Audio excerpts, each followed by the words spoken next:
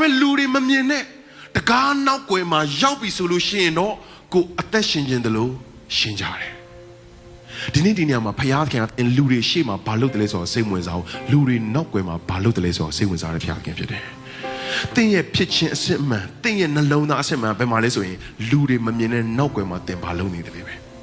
တင်ဘလောက်ပဲတန်တန်ပြက်ပြက်ဝတ်စားတွေဝတ်ထားပါစေတင်းအခန့်ရှုပ်ပွားနေဆိုလို့ရှိရင်တင်းဟာတန်ရှင်တော်သူမဟုတ်ဘူး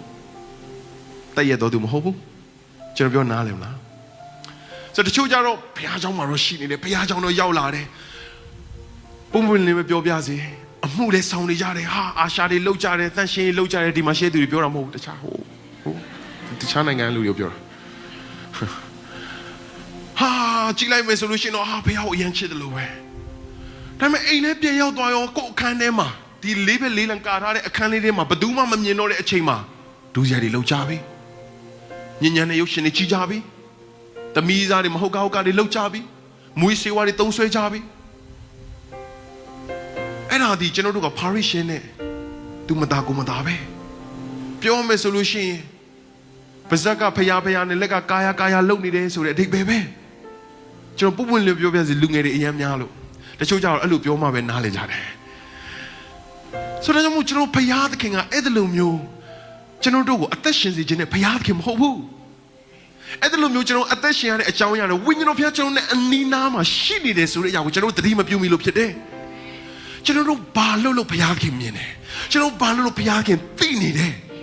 အဲကြောင့်ကျွန်တော်အသက်တာထဲမှာတကားနောက်ွယ်မှာလှုပ်ဆောင်နေရတိတ်ကိုအရေးကြီးပါတယ်အဲကြောင့်မလို့ကျွန်တော်တို့ရှင်မကုနော်ခရစ်ဝင်ကျမ်းကျွန်တော်အခန်းကြီး1အငယ်35မှာပြောထားတဲ့အရာလေးကတိတ်ကိုမှသဘောကျစရာကောင်းပါတယ်နှုတ်ကပတ်တော်ကိုအတူတကွဖတ်ကြရအောင်နနဲ့အချိန်မိုးမလင်းမီကိုတော်သည်ထပြီးလျင်တော်အရက်သို့ထွက်ကြွ၍ဆုတောင်းတော်မူ၏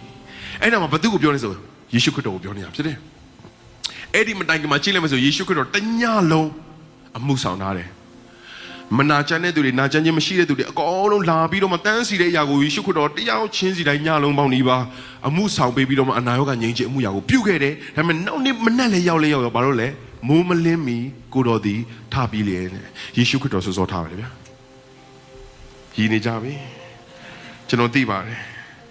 ဒီနိုင်ငံစောမထဘူးဆိုတဲ့အရာကိုကျွန်တော်တို့စရောက်ကြတဲ့ကနော်ကျွန်တော်ဆရာကနေပြီးတော့မှပြောတယ်ဆရာမနေ့8 နာရီမထိုးမချင်းမထားနဲ့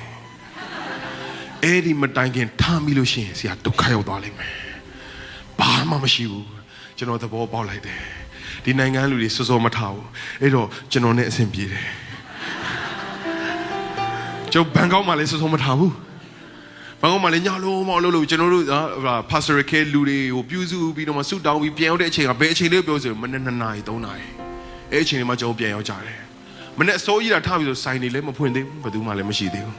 ဆိုတော့အဲ့လိုမျိုးပေါ့လေဆိုတော့ဒါပေမဲ့ယေရှုခရစ်တော်ကဘာလုပ်လဲဆိုရင်ဘယ်သူမှမထသေးဘူးစောထတယ်စောထပြီးတော့မှဖုန်းမသုံးဘူးခင်ဗျာဘာလို့တလဲဆိုရင်ပြောချင်ပါဦးတောရက်ဆိုတဲ့ຢာကဘာလို့ပြောလဲလူတွေမရှိတဲ့ရက်လူတွေမမြင်တဲ့ရက်ဘယ်သူမှမရှိတဲ့ရက်ကိုသွားတယ်ဘာလို့တလဲပြီးဆုတောင်းတယ်တနည်းအားဖြင့်ဘုရားသခင်နဲ့အချိန်ပေးတယ်ဆိုကျွန်တော်တို့ကဆုတောင်းမယ်ဆိုရင်တောရက်မသွားအဲ့ကန်လောက်ကိုသွားပြီးတော့အိမ်ကကြောက်အောင်လုပ်မှာဟာဘုရားသခင်ကိုရဂျေစုတင်တယ်ဆွဲပြီးအချိန်မှာဘုရားကြောင့်ရောက်ပြီဆိုလဲအဲ့ဒါလိုပဲလူတွေရှိမှဆိုချပြီးငိုတိုင်းဖះကိုကိုးကွယ်တာမဟုတ်ဘူးခိုင်တချို့ကြောင့်အရန်ထင်ကြီးရသေးလားကိုကြတော့မငိုဖះမျက်မှောက်တော်ထဲမှာရှိလားမသိနော်ဆိုတော့ခါကျရင်ကိုးကွယ်တယ်သူများနေငိုကြရင်ကိုဘာမှမခံစားလို့ကိုတော့အော်ငါအဲ့လောက်တော့မဆာငတ်ဘူးလားဒါမှမဟုတ်ငါဖះနဲ့အဝေးမှာရှိတယ်စသဖြင့်ဖះမျက်မှောက်တော်ထင်ရှားခြင်းတချို့ငိုတယ်တချို့ရည်တယ်နောက်တချို့ကြတော့ဘာမှမခံစားရတာလည်းရှိတယ်ဒါပေမဲ့အဓိကအရေးကြီးတာပြောင်းလဲသွားဖို့လိုအပ်တယ်ဆိုတော့အဲ့ဒီຢာတွေကြည့်ပြီးအားကြနေဖို့မဟုတ်ဘူးတချို့ဆိုလာကြတယ်ဟာသူများကြောင့်ငိုကြတားကြတော့မငိုဘူးလာပြီးတော့မှကျွန်တော်ကိုလာပြီးတိုင်ပင်ကြကျွန်တော်ကြတော့ဘာကြောင့်မလို့ဘာမှမခံစားရမဟုတ်တခါကျရင်သူများငိုတိုင်းနဲ့သွားမှအားကြနေသူအပြစ်များလို့ငိုနေတာလည်းဖြစ်နိုင်တယ်ဆိုတော့ခါကျဆိုအဲ့လိုလူတွေရှိမှဖြစ်တဲ့အရာလူတွေရှိမှလုပ်တဲ့အရာကိုကျွန်တော်တိတ်စိတ်ဝင်စားကြတယ်ကျွန်တော်ဥပမာလေးတစ်ခုပေးမယ်ဒီဟာကိုပြောလို့ရှိရင်အားလုံးသဘောပေါက်သွားလိမ့်မယ်ကျွန်တော်အားလုံး Facebook သုံးကြပါလားဒီနိုင်ငံဆိုရင် VPN မလို့တော့လေနော်ဆိုတော့အဆင်ပြေတယ်နော်သုံးကြတယ်ဆိုတော့ Facebook မှာပုံတင်ပြီးဆိုလို့ရှိရင်ကျွန်တော်တို့ privacy ရွေးရတယ်ပထမတစ်ခုပါလဲဆိုရင် public ဟုတ်တယ်နော် public နဲ့ရွေးပြီးတင်ပြီးဆိုလူတိုင်းမြင်ရတယ်ကိုယ်တည်းတငယ်ချင်းဟုတ်မဟုတ်ဟုတ်တယ်နော်ပြီးတော့ရှင်ဒုတိယတစ်ခုပါရှိဆိုရင် friends only သူကတော့အဲ့ဒီဟာရွေးပြီးတင်မယ်ဆိုရင်ကိုယ်တငယ်ချင်းတွေကိုနဲ့ friend ဖြစ်ထားတဲ့သူတွေပဲဘာဖြစ်လဲမြင်ရတယ်အဲနောက်ဆုံးတစ်ခုရှိတယ်အဲ့ဒါပါလဲ only me ဆိုတော့ဘယ်သူမှမမြင်အောင်ကိုတယောက်တည်းမြင်ရတာဥပမာဆိုပါစို့နော်ဟိုကျွန်တော်အရင်ချစ်ရတယ်ကိုသူရိနော်ကိုသူရိကနေပြီးတော့မှဒီနေ့ဒီနေရာမှာမလေးရှားလဲရောက်တယ်ဆိုတော့နော်ကိုတငယ်ချင်းတွေကိုလည်းဘာလို့လဲပြောပြချင်တယ်လေအဲ့တော့ဟာဒီမှာရှိတဲ့မီဒီယာထင်းမှာရှိတဲ့အကောင်းဆုံးနော်ဟိုမှာနော်ခုနတွေ့တယ်ဓာတ်ပုံဆရာခေါ်ပြီးတော့မှနော်ဒီမှာအမြင့်ဆုံးတာဝါနာမည်ဘယ်လိုခေါ်လဲဗျာ Metro 19ဟုတ်ပါဆိုပါစို့သူတို့လည်းမသိကြဘူးကျွန်တော်လည်းမသိဘူးဆိုပါစို့ကျွန်တော်တွေ့ခဲ့တယ်ဗျာမာဒီခိုင်တာဝါဟာလားမာဒီခိုင်တာဝါမှာသွားပြီးတော့မှဓာတ်ပုံရိုက်တယ်ဆိုပါစို့အဲ့ချိန်မှာ तू ကဓာတ်ပုံရတယ်ရိုးမရိုက်ဘူး Uniqlo မှာသွားပြီးတော့မှအဝတ်စားဝတ်အောင်မှာအကောင်းဆုံးဓာတ်ပုံရိုက်ဖို့တော့ပဲဘာလို့ငွေကြေးခြေတလုံးမွေးလေနော်စတမုံရိုက်မှာဟာလုံးအကောင်းဆုံးဝတ်စားဒါတွေမကသေးဘူးမလေးရှားရဲ့အကောင်းဆုံးမိတ်ကပ်ဆရာနဲ့ခေါ်ပြီးပြင်အောင်ပါ तू ကနော်လုံးဝမင်းသားပုံစံပေါက်အောင်နည်းနည်းလေးအသားလေးညှက်သွားအောင်လေဆိုတော့ရိုက်လုံးဝအကောင်းဆုံးပြင်ထားပြီးအကောင်းဆုံးဝတ်စားဝတ်ထားပြီးအကောင်းဆုံးနေရာမှာဓာတ်ပုံတွေရိုက်တယ်ဓာတ်ပုံနဲ့မကောက်ဘူးအပေါ်မှာလည်းရိုက်အောက်မှာလည်းရိုက်အနီးနားမှာလည်းပတ်ဝန်းကျင်အမျိုးစုံရိုက်ပြီးတော့မှထွက်လာပြီနော်ဒါတွေမကသေးဘူးနော်edit ကလည်းလုပ်ပေးဦးမှာ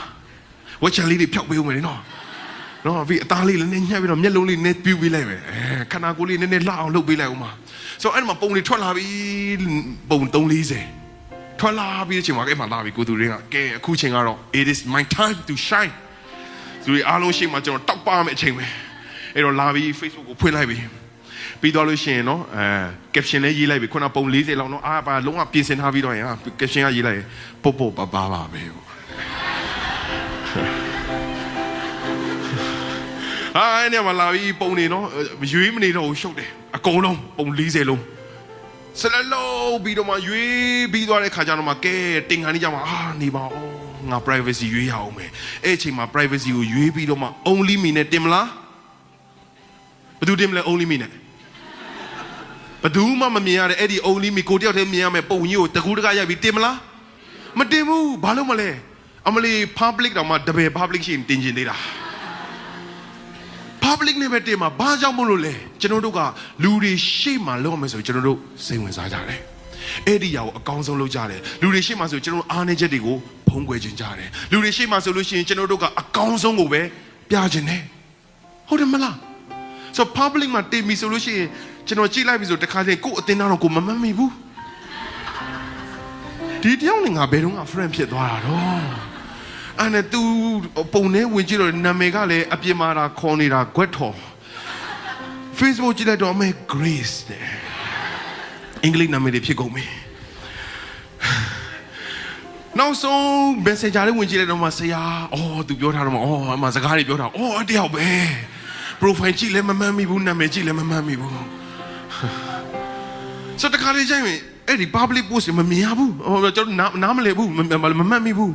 ဒါပေမဲ့တခါလေးကြားလို့ရှိရင်တော့သူတို့ friend only နဲ့တင်ကြပါတယ် friend only ဆိုတငယ်ချင်းတွေပဲရှိတော့ပေါ့ပါပေါ့လေအဲ့ခါကျရင်တော့သူတို့ပေါ့ပါတင်ကြတယ်အဲ့ခါကျတော့မှအမျိုးသမီးတင်ကြတယ်ပုံလေးတင်တယ် no makeup အကြည့်လိုက်တော့makeup မလိမ်ထားဘူးဒါပေမဲ့ effect တော့ပါတယ်လူတွေကြည့်နေတော့မဲလေလူတွေရှိနေတော့မဲလေလူအများနဲ့အနေပဲကွာသွားတာဒါပေမဲ့ဘာလို့လဲလူတွေရှင်းမှဆိုရင်ဟန်ဆောင်ရင်ကြတယ်အဲ့သဘောတဘာဝပဲကျွန်တော်တို့လူတွေရှင်းမှဆိုကျွန်တော်တို့ကဟန်ဆောင်ကြတယ်လူတွေရှိမှဆိုတန့်ရှင်းတယ်လို့ကျွန်တော်နေကြတယ်လူတွေရှိမှဆိုကျွန်တော်တို့ဝิญဉ်ရေးမှာရင့်ချက်တယ်လို့စာငတ်တယ်လို့ကျွန်တော်လှုပ်ဆောင်ကြတယ်ကျွန်တော်ပြောမှဘုရားခင်အဲ့ဒီအရာကိုစိတ်ဝင်စားဘူးလူတွေမမြင်တဲ့နောက်ကမှာတင်ပါလို့တယ်လဲဆိုတာကိုဘုရားခင်စိတ်ဝင်စားတယ်အာမင်ဆိုဆရာကြီးတစ်ပါးရှိပါတယ်ကျွန်တော်မှတ်တာမမဟုတ်ဆိုရှင် Wigglesworth ဖြစ်လိမ့်မယ် Smith Wigglesworth ဆိုတကယ်ကိုမှဘုရားခင်အသုံးပြုတဲ့ဆရာကြီးတစ်ပါးပါတကယ်ကိုတန်းနဲ့ချီတဲ့သူတွေရှေ့မှာနှုတ်ကပတ်တော်ဝင်ငါတဲ့သူပါစာအုပ်လည်းထုတ်ထားပါတယ် condemning sin ကျွန်တော်အပြစ်နဲ့ပတ်သက်တဲ့ဒုစရိုက်နဲ့ပတ်သက်တဲ့အရာကိုပြောထားပါတယ်ဒါမှတရားကြတော့ဝမ်းနေစရာကောင်းတဲ့အရာကတလောက်ထိဖျားခင်အသုံးပြုတဲ့သူဖျားရဲ့လူအဖြစ်လူတွေရှေ့မှာအားမတည့်ရက်နေပြီးတော့မှလူတွေအားလုံးရှေ့မှာပေါ်လာတဲ့အရာကဘာတစ်ခုလဲပြောပြီးဆိုရင်သူဒီလူတွေမမြင်ရတဲ့နောက်ွယ်မှာပြည်တစားနဲ့အတူမိဝဲနေဆိုတဲ့အရာပဲ လူတွေအားလုံးရှိကိုပေါ်လာတယ်လူတွေအားလုံးရှိကိုတိလာတယ်အဲ့တော့ဒီလူတွေအားလုံးဒီအားကြရတဲ့သူသူ့စာအုပ်တွေဖတ်ပြီးတော့မခွန်အားရတဲ့သူတွေသူနှုတ်ကပတ်တို့ကြားပြီးတော့ပြောင်းလဲတဲ့သူတွေဘယ်လိုဖြစ်ကုန်ပြီတော့တရားကိုကြားတဲ့အချိန်မှာလူတွေအော်ကြတယ်အဲ့ဒါနဲ့ပဲသူကဘာလို့ဆိုအားလုံးရှိမှ TV စာနဲ့ဇင်းပွဲလိုမျိုးလှုပ်ပြီးတော့မှလူတွေရှိမှတကယ်ပဲစင်မနဲ့နောင်တရတယ်ဆိုအရာကိုသူပြောပြီးတော့မှခက်ခဏသူအနေငယ်ပြောင်းသွားတယ်နင်းနေခင်ကြားချင်မှသူပြန်ပြီးအမှုဆောင်တယ်ဒါပေမဲ့မကြဘူးနောက်ထပ်တစ်ချိန်အဲ့ဒီရဲ့ဒူးရက်ကိုပဲပြန်ပြုတ်တယ်ဆိုတဲ့သတင်းကိုပြန်ပြီးတော့မှအားလုံးပြန်သိလာရတယ်တကယ်ကိုဝမ်းနည်းစရာကောင်းတယ်တခါတည်းကျရင်ဖယားသခင်ရဲ့ရှေ့မှာဖယားလူအဖြစ်မတ်တရက်နေလျက်နဲ့ပြီလျင်အမှုတော်ဆောင်တယောက်ကတော့မှလဲချတတ်တယ်ဆိုလို့ရှိရင်ကျွန်တော်တို့အမှုတော်ဆောင်မဟုတ်တဲ့အပြင်မှာအလုတ်လုံနေလောကသားတွေနဲ့အသက်ရှင်နေရတဲ့သူလောကသားတွေနဲ့ပေါင်းဖော်နေရတဲ့သူဆိုရင်ဘလို့တော့မှလဲချမိပြီနော်သူနေနေစဉ်းစားမလို့လူတွေရှေ့မှာငါ့ကိုဖယားသခင်အသုံးပြုနေတယ်ဖယားခင်ငါ့ကိုဗိတ်သိပ်ထားတယ်အဲ့တော့ငါနောက်ကွယ်မှာလှုပ်ချင်တာလှုပ်မယ်အဲ့ဒီຢာကိုလူတွေမသိတော့ပါဘူးအဲ့ဒီຢာကိုလူတွေမမြင်တော့ပါဘူးလို့ထင်ကောင်းထင်မှာပေါ့လေဒါပေမဲ့နှုတ်ကပတ်တော်ကဘာပြောထားသလဲလို့ပြောပြီးဆိုလို့ရှိရင်ကျွန်တော်တို့မဿဲအခန်းကြီး6ငယ်6မှာရှမသက်ခရစ်ယာန်အခန်းကြီး6ငယ်6မှာရေးထားတဲ့ຢာကသင်ဒီဆုတောင်းတော့အခါစိတ်ညံ့ရာအခန်းသို့ဝင်၍တကားကိုပိတ်ပြီးမှမထင်ရှားသောအရ၌ရှိတော်မူသောသင်၏အဘကိုဆုတောင်းလော့မထင်ရှားသောအရာကိုမြင်တော်မူသောသင်၏အဘသည်အကျိုးကိုထင်ရှားစွာဆိုတော့မထင်ရှားတဲ့အရာတနည်းအားဖြင့်လူတွေမမြင်တဲ့အရာကိုမြင်တဲ့သူကဘာလို့လဲဆိုရင်ဘုရားသခင်ဖြစ်တယ်ဒါပေမဲ့အဲ့ဒီရဲ့မထင်ရှားစွာပြုတ်တဲ့အကျိုးကိုလည်းဘုရားသခင်ကထင်ရှားစွာပေးမယ်တဲ့တနည်းအားဖြင့်သင်သက်တာအထဲမှာဒုစရိုက်ကိုတိတ်တိတ်ကလေးလှုပ်ဆောင်နေမယ်ဆိုရင်တနေ့အဲ့ဒီဒုစရိုက်ကလူတွေအားလုံးရှိမှပေါ်လာမယ်တဲ့တိတ်ကြောက်စရာကောင်းတယ်နော်ပြန်စဉ်းစားကြည့်ပါသင်လူတွေမမြင်တဲ့နောက်ကမှသင်ဘာလုပ်နေတယ်လဲအဲ့ဒီအရာကိုသင်ရဲ့မိပါတယ်သင်ရဲ့မိသားစုတွေသင်ရဲ့ချစ်ရတဲ့ပေါင်းတင်တွေမိတ်ဆွေတွေဒါမှမဟုတ်ဒီတလောကလုံးမှာရှိတဲ့သူတွေမြင်သွားရင်သင်ဘယ်လိုနေမလဲအဲ့ဒီຢာကရှက်ဖို့ကောင်းတယ်အဲ့ဒီຢာကကြောက်ဖို့ကောင်းတယ်သင်ဘဝတော့အဆုံးသက်သွားစေနိုင်တယ်ဆိုလို့ရှိရင်ဒီနေ့မှာပဲနောင်တရပါအကယ်၍သင်ကအဲ့ဒါလိုမဟုတ်ဘဲနဲ့လူတွေမမြင်တဲ့နောက်ွယ်မှာနေညနှုတ်ကပတ်တော်ကိုဆင်းခြင်းအောင်းမိပြီးတော့မှဖယားသခင်ရှေ့မှာဖယားဝတ်၌မွေ့လျော်မယ်ဆိုလို့ရှိရင်တော့တနေ့ဖယားသခင်ကတင့်ကိုလူတွေအားလုံးရှေ့မှာထုတ်ပြီးတော့မှကြွားပေးလိမ့်မယ်လူတွေအားလုံးရှေ့မှာထင်ရှားလာပါလိမ့်မယ်အာမင်ဖယားခင်ကျွန်တော်ကိုဒီနေ့ဒီနေရာမျိုးအသုံးပြုနိုင်ဖို့ရဲ့အတွက်ဖယားနိုင်ငံအတွက်ကျွန်တော်အသုံးပြုနိုင်မယ်ဖယားရှေ့မှာကျွန်တော်မြောက်များစွာအချိန်တွေပေးပြီးတော့မှကျွန်တော်ဒူးထောက်ခဲ့တယ်ကျွန်တော်မျက်ရည်ကျလျက်ကျွန်တော်ဆွတောင်းခဲ့တဲ့အချိန်တွေအများကြီးပဲနောက်ဆုံးကျွန်တော်မိသားစုပြောင်းလဲဖို့ရဲ့အတွက်ဆိုလို့ရှိရင်ကျွန်တော်စပြောင်းလဲတဲ့အချိန်ကလေးကကျွန်တော်ဆုတောင်းလိုက်တာ9နှစ်ကြာတဲ့အချိန်မှာကျွန်တော်အဖြေရလာခဲ့တယ်အဲ့ဒီအရာတွေအကုန်လုံးကကျွန်တော်ဒီတမန်ကရှန်ကဖြစ်လာတာမဟုတ်ဘူးဖယားနဲ့ယဉ်ဤကျွမ်းဝင်ခြင်းတွေကနေစီးထွက်လာတဲ့အရာဖြစ်တယ်